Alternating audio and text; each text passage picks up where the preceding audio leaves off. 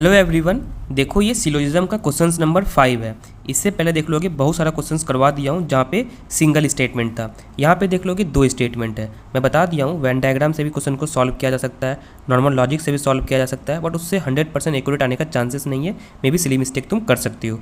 जो मैं तरीका बताने वाला रूल 3, इससे सारा का सारा क्वेश्चन सॉल्व हो जाएगा। रूल क्या, पहले ये देख लो। कभी भी अगर पॉजिटिव स्टेटमेंट रहता है तो कंक्लूजन हमेशा उसका पॉजिटिव आएगा।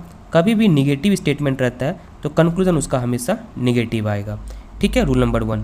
कभी भी ऐसा कोई सेंटेंस जिसमें क्या 100% पॉसिबिलिटी लगे, लाइक ऑल हो गया, direct all, no, each, every, इसमें याद रखना वो 100 असाइन करना है मुझे। ठीक है, उसके कभी सम हो जाता है, ऑलमोस्ट हो जाता है, एटलीस्ट हो जाता है, मेनी हो जाता है, 60% हो जाता है, तो वहाँ पे देखोगे तो तुम्हारा 50 असाइन करना होता है। ठीक है, उसके रूल नंबर 3 क्या बोलता है, रूल नंबर 3 देख लो।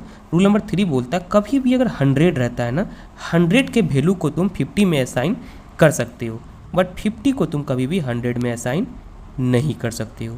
चलो क्वेश्चंस में मैं इसे अप्लाई करके दिखाता हूँ।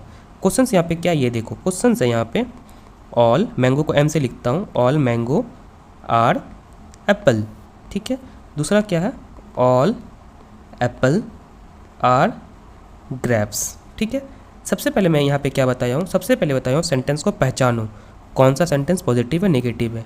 ये देख लोगे पॉजिटिव है, ये भी देख लोगे पॉजिटिव है। रूल नंबर 1 खत्म। अब क्या करना है, देखो स्टेटमेंट पॉजिटिव है तो कंक्लूजन हमेशा क्या होगा, पॉजिटिव होगा, तो ये कंक्लूजन नहीं होने वाला है, सिर्फ ये बचा हुआ है। ठीक है, अब आगे क्या करना है, यहाँ पर याद रखना इसे ना सब्जेक्ट बोलते हैं ऐसे हम।